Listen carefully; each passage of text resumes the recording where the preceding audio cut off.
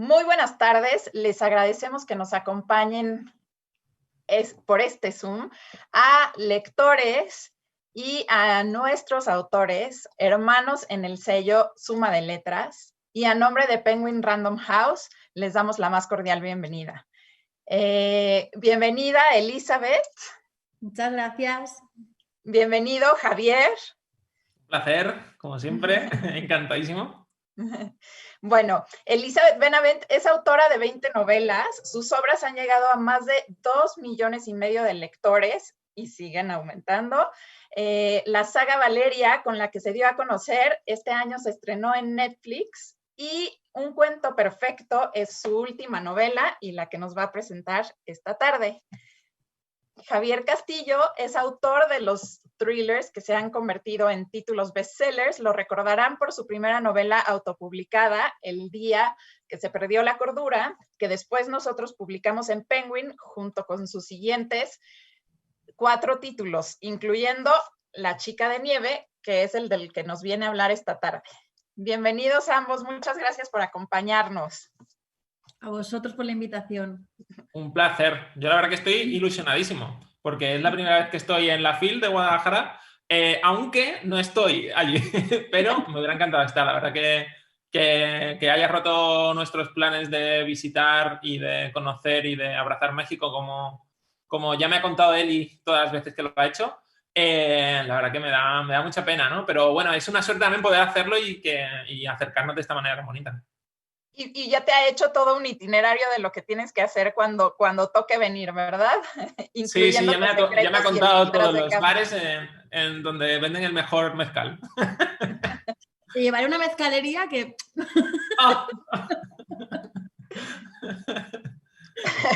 Pero bueno, eso viene después de la presentación. Ahora vamos a hablar del libro, si les parece bien. Y Eli, me gustaría que nos cuentes un poco del cuento perfecto antes de que empecemos a platicar ambos, que cada quien nos cuente un poco de su libro, porque bueno, están dentro a pesar de ser hermanos dentro del mismo sello, están dentro de categorías muy distintas.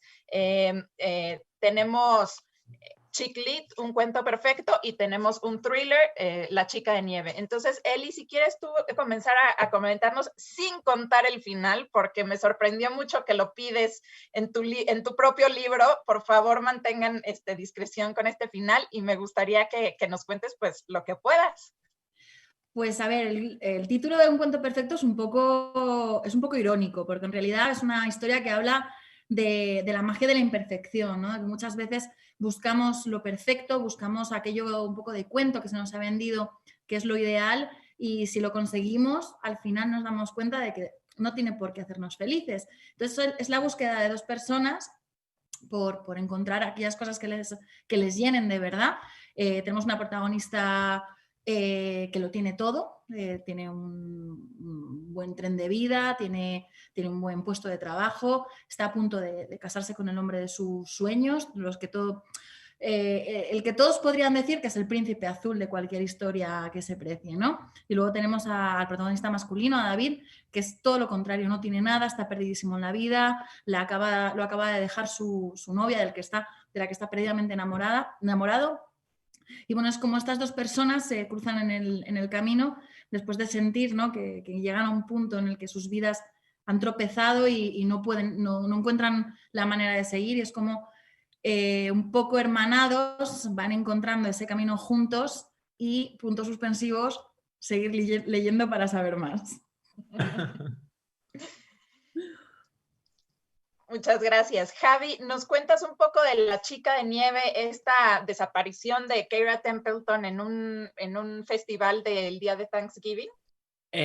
Sí, bueno, La chica de nieve es un thriller de suspense y que arranca con una premisa que a mí me pareció muy poderosa, que es una niña de 3 años llamada Kira, desaparece a final de siglo, en 1998, en la cabalgata de Acción de Gracias de Nueva York. 5 años después, sus padres, ya en una familia completamente destrozada por la pérdida, reciben en casa un sobre en el que hay una cinta VHS en el que se encuentra su hija jugando en una habitación desconocida con 8 años ya, ¿no? Y es un minuto de grabación de su hija. Y arranca así una búsqueda de Kira que va viajando entre las dos épocas para conocer todo lo que ha sucedido y cómo ha impactado en la familia.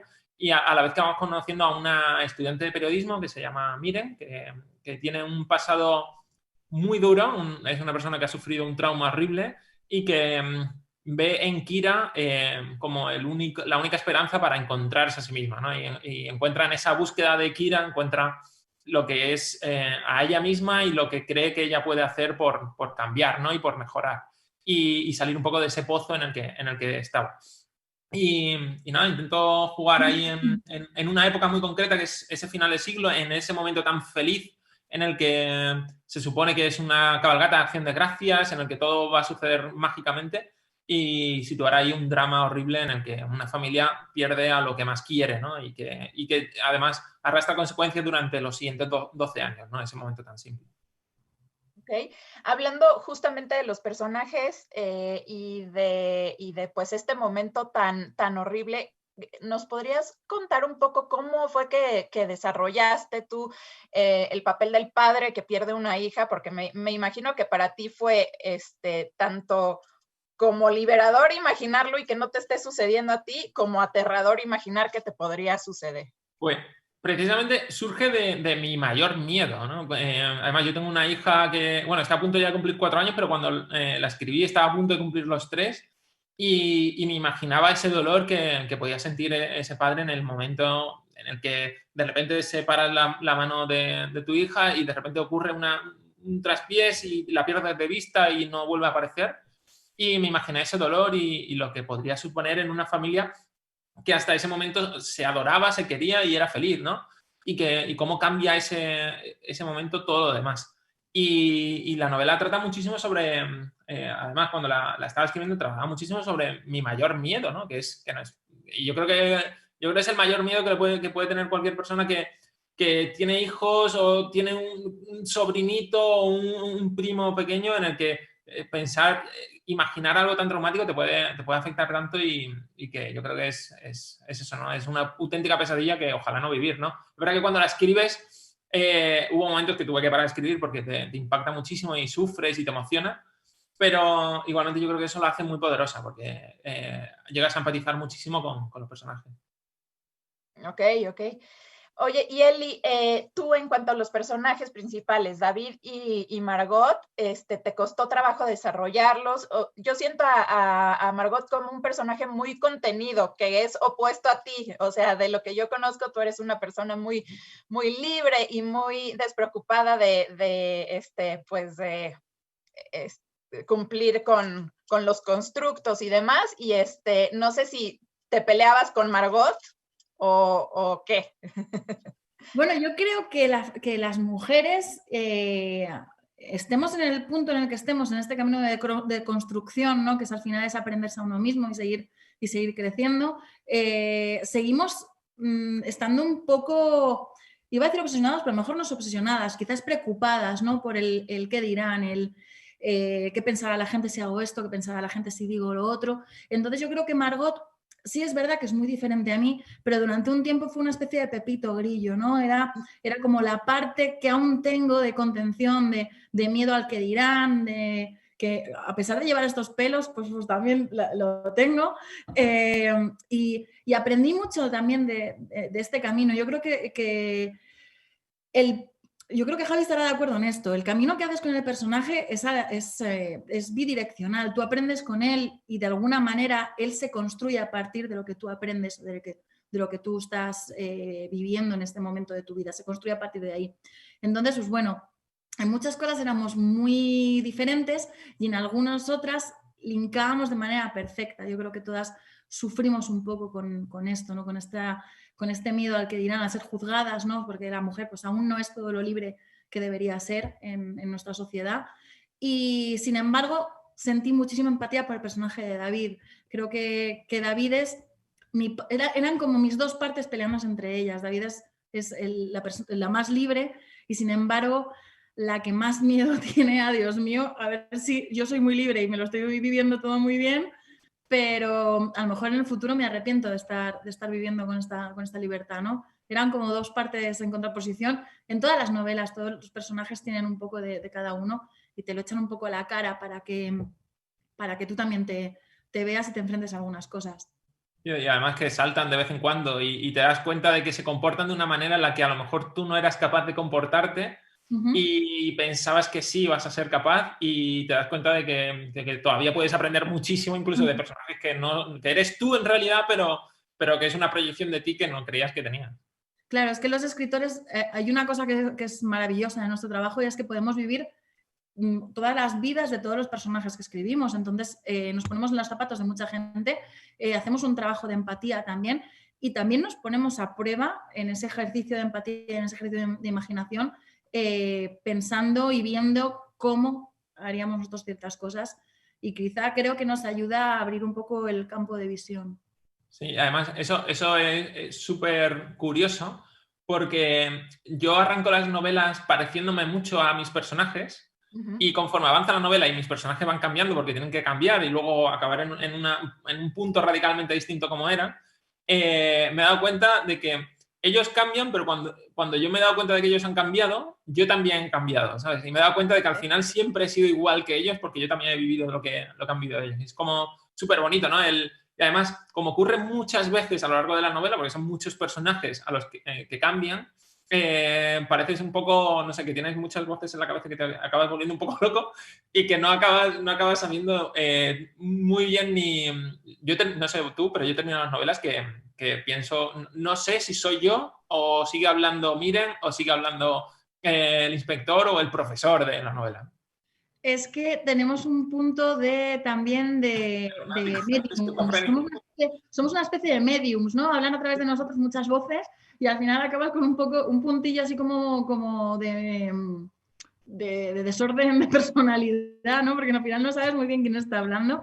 Mira, justo ayer vino un amigo a cenar a casa y durante un rato estuve hablando e interactuando con el piloto automático. Yo seguía en la cabeza, seguía en la historia. Y como a los 20 minutos dije, no me he enterado absolutamente nada de lo que me has contado, vuelvo a empezar. Y es, ¿cómo puedes estar en dos cosas a la vez? Pues, ¿cómo puedes estar tan metido en algo que no existe, que estás creando tú?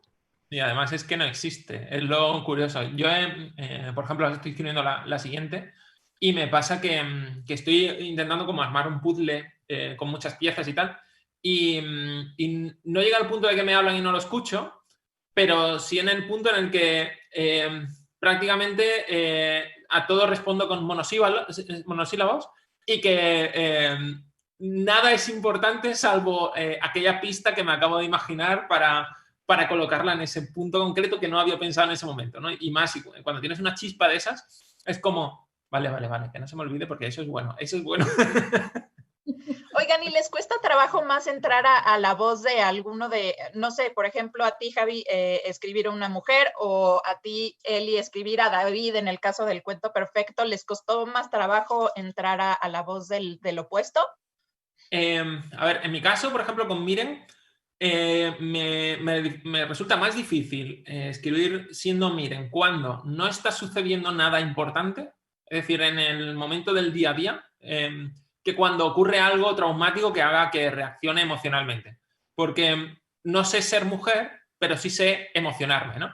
Y en ese día a día, por ejemplo, no sé, una preocupación momentánea de vas andando por la calle y sientes esa preocupación de que es de noche y que a lo mejor aquella persona ha cruzado la acera y se te ha acercado, esa emoción sí sé lo que es, pero no sé lo que es el día a día de levantarte y preocuparte, ¿no? Pero en cambio sí soy capaz de transmitir esa emoción del miedo de a ver si va a pasar algo. ¿Qué hace esa persona cruzando? ¿Por qué se me acerca? ¿Me va a hacer algo? O sea, ese tipo de miedo que yo creo que muchísimas mujeres han sentido muchísimas veces. ¿Y cómo lo sorteas o cómo lo resuelves? ¿De qué herramientas te haces para poderlo? Al final uno no conoces esa emoción concreta, no conoces esa situación concreta, pero sí la emoción. Yo sé lo que es asustarse, yo sé lo que es preocuparse, ¿no? Y luego tienes que jugar a narrarlo de una manera en la que se sienta vivo, ¿no? Pero no acaba sintiéndose falso porque al final es una emoción que yo ya conozco. Otra cosa sería que no conociese esa emoción, no supiese lo que es el miedo y quisiese escribir algo expresando miedo expresando angustia o preocupación, ¿no? Pero en cambio, una vez que ya conoces eso, yo creo que es más darle voz a esa voz interna que tiene cada personaje y que al final, no importando si es mujer o hombre, sino que transmita, ¿no? Sobre todo. Ok. Eli, tú en el caso de David y Margot, ¿cómo fue? Claro, en mi caso no es tan como... O sea, no, la acción no es tan acuciante como en las novelas de Javi, ¿no? Porque al final las novelas de Javi es el motor. Al final el motor en mis novelas es la emoción. Y a veces sí me cuesta, en los capítulos en los que doy voz al personaje masculino, hacer un poco el desarrollo de la emoción desde el punto de vista masculino. Mi editora, que compartimos Javi y yo, además de sello que compartimos editora, a veces me dice, revisa esto que no sé si ha quedado un poco raro y tengo que echar, lo que yo hago es echo mano a mis amigos hombres y les pregunto y les suelo tener esta conversación. Si tuvieras esta situación, ¿qué harías? ¿A, B o C? Y siempre me contestan Z y me lo desmontan todo. Y es como, no, pero intenta ponerte en la... Y ellos me dicen que no, intentes tú poner en la piel del pensamiento masculino. Mira, al final creo que no somos tan diferentes hombres y mujeres y es lo que dice Javi, que al final tenemos algo en común todos, que son las emociones. Quizás los procesos con los que llegamos o desarrollamos estas emociones no son los mismos, pero sabemos lo que es el miedo, sabemos lo que es el amor, sabemos lo que es la pasión, sabemos lo que es el desamor, así que yo creo que los sentimientos son universales y de eso va un poco la literatura. Ok. Y hablando justamente de este proceso creativo y lo que platicábamos ahorita tras bambalinas, que ustedes comparaban procesos y que ambos tienen fechas de entrega próximas para sus siguientes novelas. Presión en público. Cuéntenme un poco cómo es su proceso. Uno de ustedes decía, yo ya sé en qué termina mi novela, el otro decía, no, estoy viendo a dónde me lleva. Entonces, ¿cómo empezaron tanto Un Cuento Perfecto y La Chica de Nieve y si terminaron en lo que ustedes pensaban? ¿Empiezas tú, Eli? Venga. Pues yo con Un Cuento Perfecto tuve muchos problemas porque tuve el mayor bloqueo creativo que he tenido nunca, el más largo, por lo menos. Quizá no el más intenso, pero sí el más largo. Y estaba un poco desesperada porque veía la fecha de entrega acercarse y yo no tenía material que pasara a mis editores y me sentía una farsante, la verdad, porque ¿cómo va? Yo decía, yo no miento, pero al final dije, voy a suavizar. Bien, va lento, pero va. Y bueno, al final uno no sabe nunca qué le va a desbloquear el germen creativo. En este caso yo fui a tomarme algo, fui a comer con un amigo que también es escritor, Holden Centeno, y tuvimos una charla sobre la creatividad, sobre los procesos. Me dio un par de bofetadas verbales en plan de, Dios mío, ¿cómo puede? O sea, el problema es que yo estaba intentando llevar una organización que no es la mía. Yo escribo de una manera muy visceral e intenté ser muy organizada y eso me llevó al caos absoluto. Uno tiene que aprender también cuáles son sus códigos, cuáles son sus procesos y ser fiel un poco a su manera de hacer las cosas. Yo pensé que por comprarme una pizarra, intentar ser organizada, lo iba a mejorar y al final lo que hice es que me bloqueé a mí misma. Pero una vez desbloqueé, el libro salió en 1 mes y medio. Madre mía. Sí. Escríbeme, por favor, esta parte visceral de cómo sale la historia. Es que sale de las tripas, sale de las vísceras. Yo no puedo programar qué va a pasar en los capítulos porque al final ejerzo un poco de medium con los personajes. Yo sí que suelo tener pensada la situación en la que parten, un hito importante en la parte del desarrollo de la historia, que es un poco el giro, y más o menos dónde van a terminar, pero lo demás me lo van diciendo ellos. Yo voy con la brújula, que al final la brújula son ellos me van diciendo por dónde quieren y por dónde no quieren pasar, y esa es mi manera de hacerlo. Si intentara hacer más organizada, que Javi me da mucha envidia en esto, porque Javi es un escritor súper ordenado, súper de método, y a mí me da mucha envidia, porque yo creo que Javi lo debe pasar menos mal que yo. Te equivocas. ¿La pasas menos mal? te equivocas. No, yo lo paso fatal, ¿eh? Yo hay una parte que sí es verdad que disfruto mucho, que es la parte la de planificación, porque yo antes de escribir siempre lo tengo que planificar todo y necesito saber hacia dónde voy, qué ocurre en cada capítulo, como decía ella, ¿no? Los puntos de giro. Y yo necesito como prácticamente ya esbozar todos los capítulos antes de sentarme a escribir y saber todo lo que va a pasar. Pero lo acabo pasando muy mal igual, porque vas viendo cómo tenías una idea inicial que ibas de cabeza por ella y de repente, por ejemplo, La chica de nieve que me pasó, es más, tenía un final que era abrumador, dolorosísimo, imposible y muy sorprendente. Y conforme me iba acercando hacia él, dije, no puedo escribir esto. No puedo. Me sentía incapaz. Me sentía incapaz. Me hacía sentirme, no sé, como no jugar sucio, pero sí presentaba un final que fuese tan doloroso para todos los personajes que como el creador de eso me sentía incapaz de hacerles eso. ¿Sabes? Wow. No era que... Y el final este sigue siendo un final duro, ¿no? Pero era incapaz de dirigirme hacia ese final y luego, claro, te encuentras la sorpresa de que tienes que replanificar todo lo que tenías pensado y en ese momento tener esa brújula como hace él y decir, venga, pues da igual, me encontraré con algo. Yo no tengo esa arma, ¿sabes? Yo necesito pararme, repensarlo todo y volver hacia adelante, ¿no? Y te encuentras ese momento de pánico de decir, se acerca la fecha de entrega, me preguntan qué tal voy y yo estoy cambiando aquí el final, ¿sabes? Oigan, y en este proceso que también hablan de todos estos cambios que surgen y que acompañan a los personajes, sus personajes les han roto el corazón, los han decepcionado, jalan para otro lado. Continuamente, continuamente. Es la labor del escritor es intentar mantener a raya a gente que quiere ser muy libre y al final te tienes que dejar llevar, ¿no? Yo con mis personajes me he enamorado, he sufrido, he llorado, me he reído, pero con David y con Margot, en este caso en concreto, he tenido mucho de las dos. Y no puedo decir más porque creo que si no lo lees no puedes entender cómo fui capaz de sufrir tantísimo y de enamorarme tantísimo. Y al final yo no soy como Javi, yo soy más mala. O sea, yo si tienen que pasar por algo malo, se van de cabeza. O sea, lo siento. ¿Sabes el problema? Que los niños pasan por algo malo desde el inicio, que es que pierden a su hijo. Y ¿sabes? Si es como presentar algo peor, es como, ostras. Y me sentía como muy maquiavélico. Y, por ejemplo, a mí sí me pasa que no es que mis novelas al final tienen un punto como muy sutil de amor, pero siempre está presente. Pero sí es verdad que con ellos lo paso mal.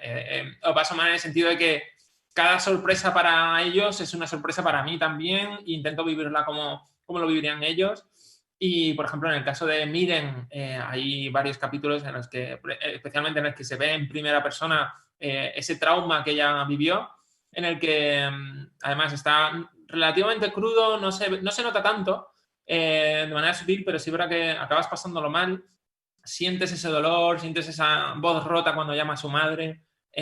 Igualmente, como Eli, no voy a decir nada más para que la gente se lo lea, pero acaba afectándote mucho, ¿no? Y sintiéndote, empatizando muchísimo con quien vive esa experiencia y al final acaba formando parte de ti también. Sin duda, sin duda. Y dejándote noches sin dormir, seguramente. Oigan, bueno, hay sellos importantes que me gustan de ambos, que no tienen que ver nada con la trama. Por ejemplo, cuando leo los libros de Eli, disfruto muchísimo ir apuntando las canciones y buscándolas y haciendo mi lista de Spotify, y ya se ha convertido en una práctica común porque me descubres muchísimas canciones que no conocía Eli. Me imagino que esto es también algo que sale de un gusto personal. ¿Cómo vas integrando la música a tus novelas? Pues las canciones llegan al libro de dos maneras. A veces porque yo suelo escribir de noche y para crearme una especie de cocoon alrededor, muchas veces me pongo los auriculares, porque bueno, pues tengo 3 gatos, los 3 gatos, bueno, los gatos tienen mucha vida nocturna, a veces me montan unas fiestas aquí en casa que yo no entiendo, entonces pues bueno, pues me intento meter dentro pues, de un cocoon y la música me lo facilita, ¿no? Me crea una especie de ruido blanco. Y muchas veces alguna canción sale de ese ruido blanco porque te está empujando hacia un sentimiento, ¿no? A lo mejor no era una escena que tú no habías planificado que esa escena fuera tan intensa, a lo mejor la canción te está llevando ahí y te está pidiendo a gritos que la metas de alguna manera. Y otras veces necesitas que aparezca una canción que sea un poco, que signifique algo para el momento, para los personajes, que sea un recuerdo para el futuro, ¿no? Al que se puedan agarrar estos dos personajes a la hora de añorar o a la hora de reencontrarse. Y entonces la buscas.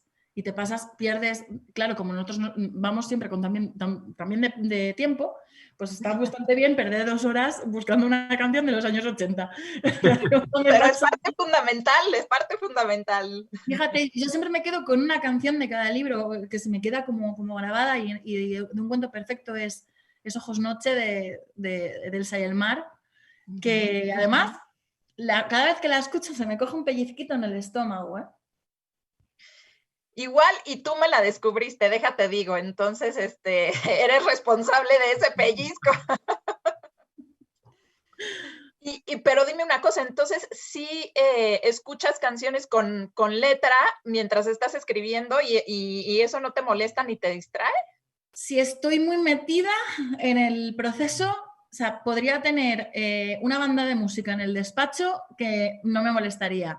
Si estoy en las primeras horas de trabajo, que me está costando mucho coger el hilo, yo a lo mejor para tener 4 horas de trabajo fructífero, a lo mejor necesito estar 9 delante del ordenador. Pierdo muchísimo el tiempo, me cuesta muchísimo concentrarme. Entonces, hasta que no entro en ese momento, no puedo utilizar la herramienta de ponerme la música, de crearse esa especie de silencio alrededor, porque me pongo a cantar, a tararear, digo, qué ganas de fiesta. No puedo, estoy muy metida. Bien, bien. Ok.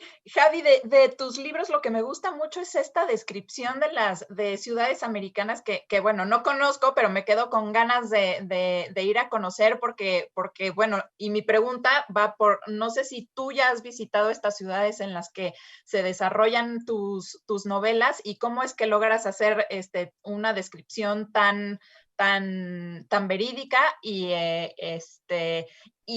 si tienes una pasión o un interés especial por los viajes. A ver, yo creo que pasión por los viajes sí. Yo creo que no vas a encontrar a nadie en el mundo que le preguntes eso y te diga que no. Pero Conozco a alguien a mí me gusta muchísimo, además me gusta muchísimo la ambientación en Estados Unidos y es verdad que he estado en Nueva York, que es donde ocurre la trama. He estado en Nueva York en Acción de Gracias incluso. Uh-huh. Y he como sentido el feeling de lo que es eso, ¿no? Es verdad que luego no tiro de recuerdos para escribir, porque lo que hago es simplemente entro en Google Street View, que es una maravilla, y me paseo por las calles, me paseo por Nueva York, me paseo por la calle concreta en la que voy a estar, por la casa o el embarcadero en el que 2 personajes se conocen. Por ejemplo, mi siguiente novela está ambientada en una zona que no he estado nunca, pero prácticamente es como ya me la conozco de arriba abajo porque me la he pateado cientos de veces.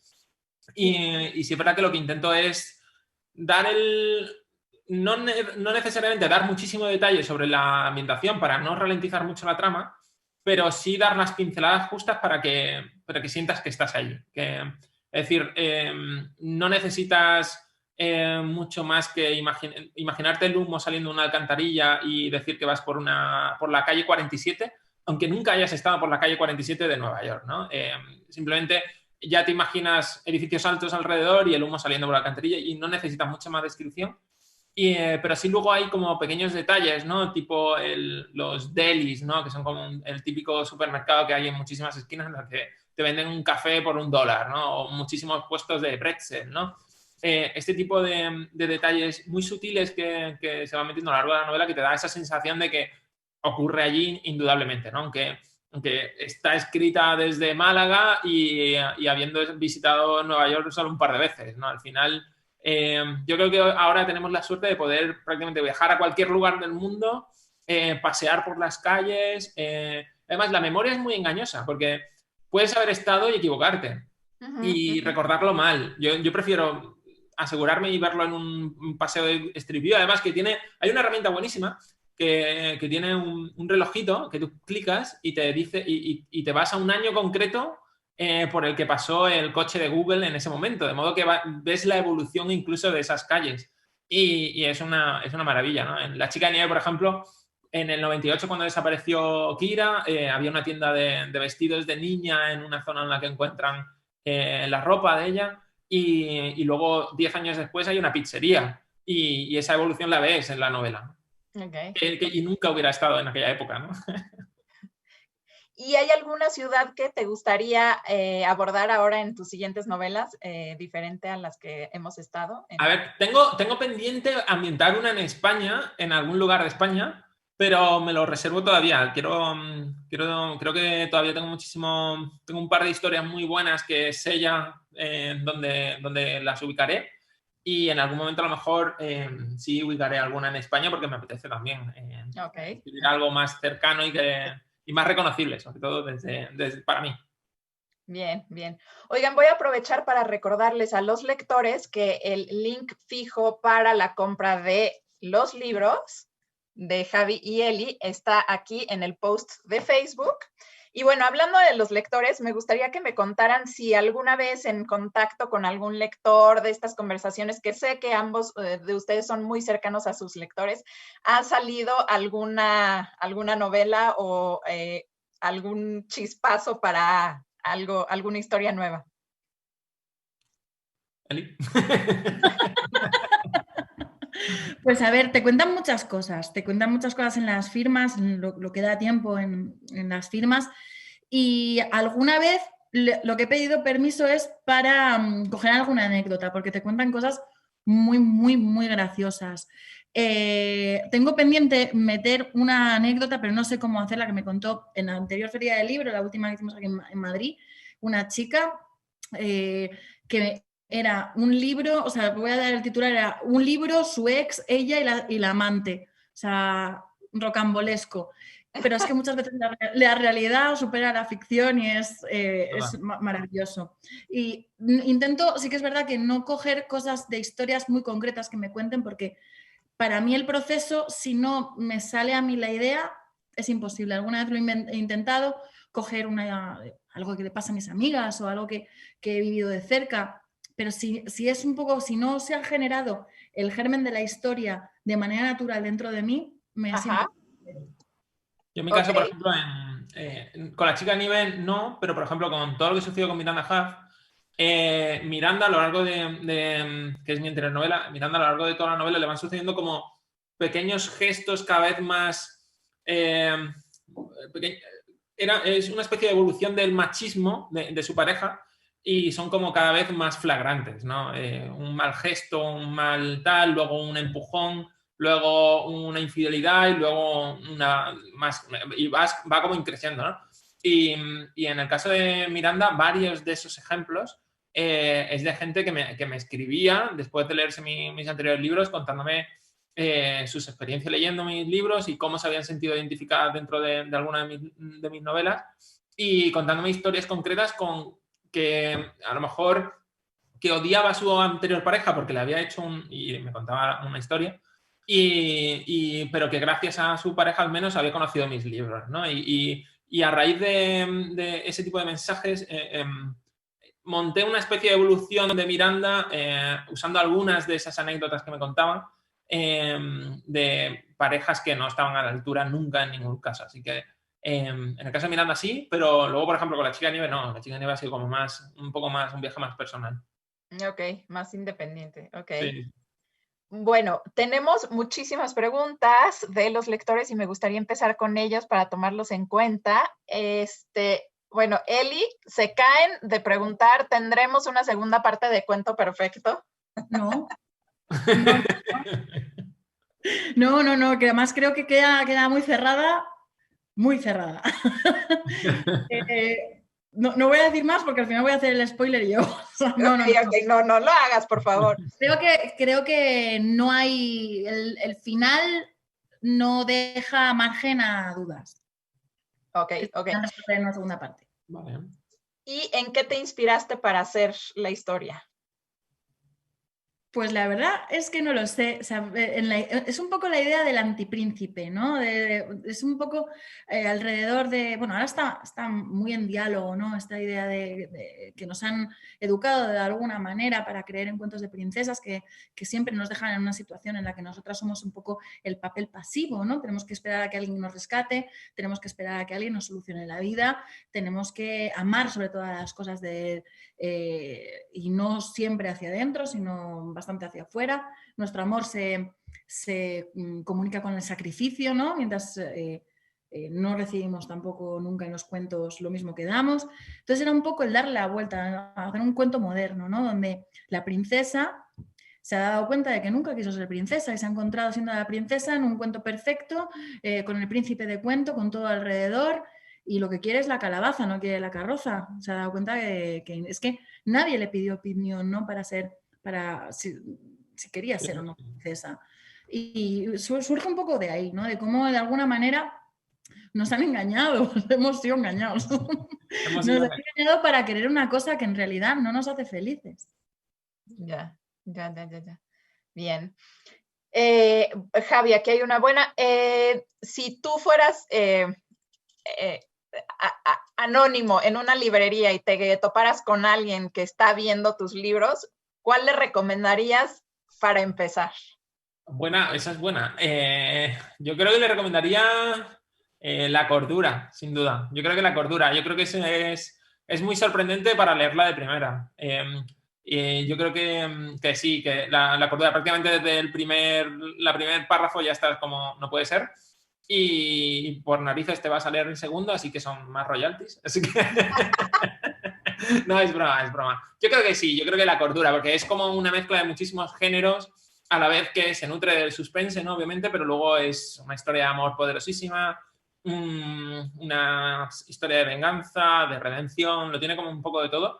Yo creo que sin duda es La cordura. ¿Le tienes un cariño especial por ser la primera?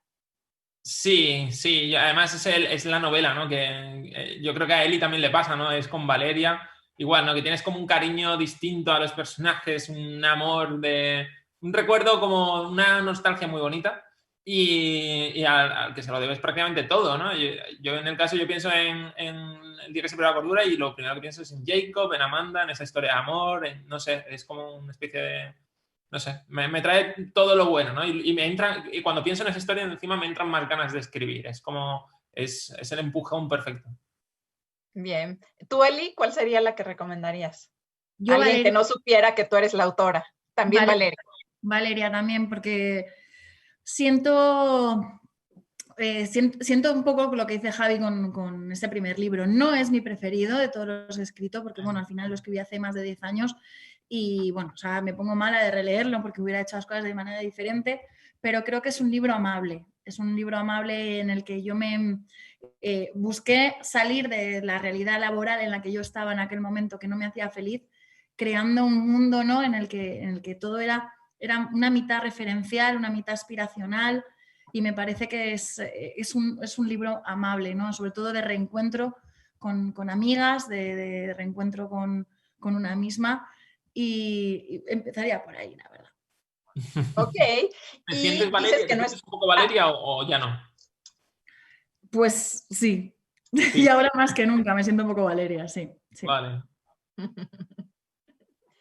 Pero dices que no es tu preferido. ¿Cuál es tu preferido? Pues mi preferido tengo el corazón un poco partido entre la biología de Silvia, persiguiendo y encontrando a Silvia, Martina, la biología de Martina, Martina con vistas al mar y Martina en tierra firme, y Un cuento perfecto. Un cuento perfecto. Fue un mes y medio tan intenso con los personajes que le guardo un cariño especial. Podría haber sido terrorífico tener que escribir una novela en un mes y medio, pero me lo hicieron tan fácil los personajes y lo pasé tan bien, disfruté tanto, que le tengo un cariño especial. Ok, qué bien. Y preguntan al respecto de Un Cuento Perfecto, ¿tendremos serie o película pronto? Ojalá, ojalá. A mí, si me preguntan, siempre diré que ojalá. A mí me encantaría, yo creo que es el sueño de cualquier creador, es ver que sus protagonistas cobran vida, ¿no? Y que prueban otros formatos y que se transforman en otras cosas, porque al final lo que es una adaptación audiovisual es transformar tu contenido en otra cosa diferente, que se consume diferente y que tendrá sus propias características. A mí me encantaría, y sobre todo con Un Cuento Perfecto, yo creo que nos podría llevar a viajar en una época en la que ahora mismo pues, es una época un poco difícil, nos podría llevar a playas paradisíacas y nos podría llevar también a la carcajada, ¿no? Y me encantaría. Ojalá. Oigan, para ambos, ¿qué están escribiendo ahora? ¿Se puede saber algo de sus próximos libros o todavía no? Bueno, yo estoy justo terminando El Juego del Alma, que es mi siguiente novela, y que se publica en España en marzo, finales de marzo. Y nada, estoy muy motivado. No es una historia muy distinta, pero a la vez muy parecida y que arranca muy fuerte, pero no voy a contar nada. No me dejan. No puedo contar el título porque no lo he comunicado aún. Yo estoy trabajando. Pero estás trabajando en algo. A ver, ¿pero lo tienes? Sí, lo tengo. Lo tengo tanto que se me escapó en una foto de Instagram y lo tuve que borrar porque aparecía en archivos. Hay gente que ya sabe el título, pero bueno, no lo voy a comunicar aún. Lo comunicaré yo creo que junto con la portada cuando la tengamos. Estoy trabajando en el nuevo libro que también será autoconclusivo, independiente a todos los demás y que saldrá a mediados de abril de 2021.